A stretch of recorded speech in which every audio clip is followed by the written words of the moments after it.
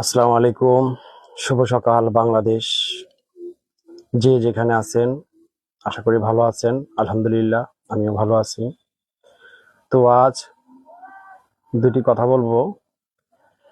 বর্তমান আমাদের বাংলাদেশে সরকারি বলেন এবং বেসরকারি বলেন, যেই স্কুল কলেজগুলো আছে, বিশেষ করে স্কুলগুলো আছে, সেখানে আমাদের অনেক ছেলে মেয়ে পড়াশোনা করে। তো ওই স্কুল থেকে কিন্তু কিছু কিছু মানে স্যার ম্যাডামদের বাধ্যতামূলক যে তারা যে কোচিং সেন্টারগুলো খুলবে সেখানে ছাত্রছাত্রীদের কোচিং করতে হবে। এটা কিন্তু সরকারের থেকে কোনো অনুমতি দেয়নি, তবে আমরা বাধ্য হইয়া দেখা গেছে যে ওই স্কুলের পড়াশোনা করে ছাত্রীরা, স্যার ম্যাডামরা কোচিং সেন্টার খুলে বসছে, সেখানে দিতে হয় কোচিং করতে, পড়াশোনা করতে। আবার যদি না দেই তাহলে অরিজিনালি যে স্কুলে যে পড়াশোনাটা সেটা ঠিক মতন হয় না। এটা তাদের কাছে একটা টেকনিক্যাল।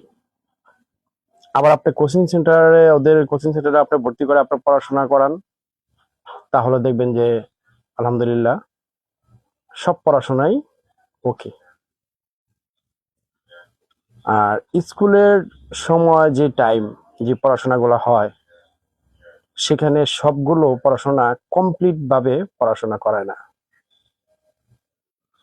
আপনি কোচিং সেন্টারে দিবেন, দেখবেন সম্পূর্ণ যা আছে পাট পাট পাট পাট এক ধাপ ধাপ আগিয়ে সম্পূর্ণ সব পড়াশোনাগুলাই ঠিকই করায়।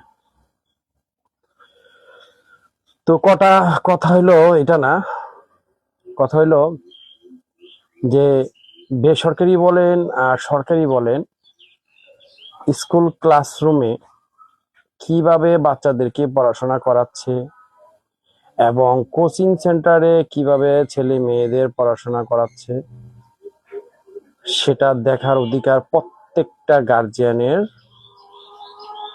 দেখার অধিকার আছে।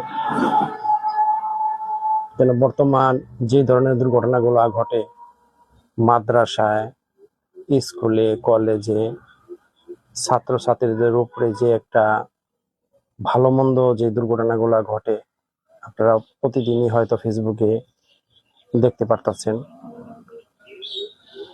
তো সেই ধরনের দুর্ঘটনা যাতে আর না ঘটে, এটার জন্য সতর্কভাবে প্রত্যেকটা স্কুলের সিসি ক্যামেরার যেই ফুটেজগুলা, সিসি ক্যামেরার যেই অ্যাপগুলা, আমি মনে করি প্রত্যেকটা গার্জিয়ানের কাছে দেওয়া উচিত, যাতে ওনারা দেখতে পারে যে ওনাদের ছেলে মেয়েরা কিভাবে পড়াশোনা করছে স্কুলে এবং কোচিং সেন্টার টাইমে।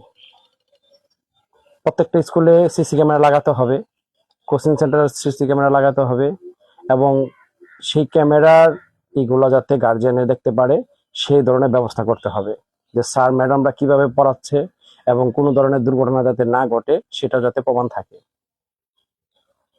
মূল কথা হইল যে তারা স্কুলে পড়াশোনা করাক কিংবা কোচিং সেন্টারে পড়াশোনা করাক, যাই করাক,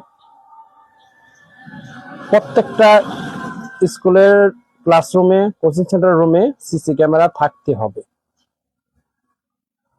এবং ওই সিসি ক্যামেরার যেই অ্যাপটা আছে, তারা যাতে প্রত্যেকটা গার্জিয়ান যাতে দেখতে পারে, বাসায় বসে, কেউ দোকানে বসে, কেউ রাস্তাঘাটে বসে, যে যেখানেই থাকুক না কেন, তারা যেন দেখতে পারে যে তাদের ছেলে মেয়েরা ঠিক মতো পড়াশোনা করছে এবং স্যাররা কোনো ধরনের দুর্ঘটনা ঘটাইছে কিনা, ঠিক আছে, এগুলা যাতে তারা দেখতে পারে ঘরে বসে বসে। তো আমি সবাইকে অনুরোধ করব, ছাত্রছাত্রীদের পিতামাতাকে বলবো, আপনারা সবাই আবেদন করেন, প্রত্যেকটা যার যার স্কুল থেকে আপনারা আবেদন করেন যে আপনারা সিসি ক্যামেরা লাগান, এবং ওই সিসি ক্যামেরা যাতে আমরা দেখতে পারি বাচ্চারা, ছেলে মেয়েরা কিভাবে পড়াশোনা করতেছে, আপনারা কিভাবে পড়াশোনা করতেছেন, সেটা আমাদের দেখার অধিকার আছে। ঠিক আছে? তো সবাই আপনারা আবেদন করেন। আর স্কুল মালিকদেরকে বলবো, স্কুল প্রতিষ্ঠান যারা দিয়েছে, পরিচালক, হেড স্যার, তাদেরকে বলবো আপনারা এই ব্যবস্থাটা করে দিন। দেখা গেছে প্রত্যেকটা স্কুলে 2-3 জন ম্যাডাম আছে, 4-5 জন স্যার আছে, আরো বেশিও থাকতে পারে। সবাই কিন্তু এক না। একটা স্কুলে একটা স্যার যদি কোনো ধরনের দুর্ঘটনা ঘটে, তাহলে ওই পুরা স্কুলের দায় থাকে, পুরা স্কুলের সম্মানটা নষ্ট হয়ে যায়। তো এই ধরনের কোনো ধরনের যাতে দুর্ঘটনা না ঘটে, সবাই যাতে সতর্ক থাকে, ছেলে মেয়েদের পিতামাতা যাতে একটা নিশ্চিত থাকে যে না, আমার ছেলে মেয়ে ভালো জায়গায় পড়তেছে, সিকিউরিটি আছে, কেউ কোনো দুর্ঘটনা ঘটাবে না এবং পড়াশোনার দিক দিয়ে কোনো দিক দিয়ে ফাঁকি দিবে না, নিয়ম মতন ঠিকভাবে পড়াশোনা করবে। তো আমি প্রত্যেকটা স্কুলের হেড স্যার এবং স্কুলের পরিচালক তাদেরকে বলবো, আপনারা সিসি ক্যামেরা লাগিয়ে দেন। ওই সিসি ক্যামেরা যাতে এই ভিডিওগুলো যাতে গার্জিয়ানরা দেখতে পারে সেই ধরনের ব্যবস্থা করে দেন। এবং প্রত্যেকটা গার্জিয়ানকে বলবো, আপনারা এটা নিয়ে আবেদন করেন, স্কুলে বলেন যাতে কোচিং সেন্টার এবং ওই লোক স্কুলে যাতে ভিডিও এই সিসি ক্যামেরা লাগিয়ে দেয়, আর ওই ভিডিওগুলো যাতে আপনারা দেখতে পারেন।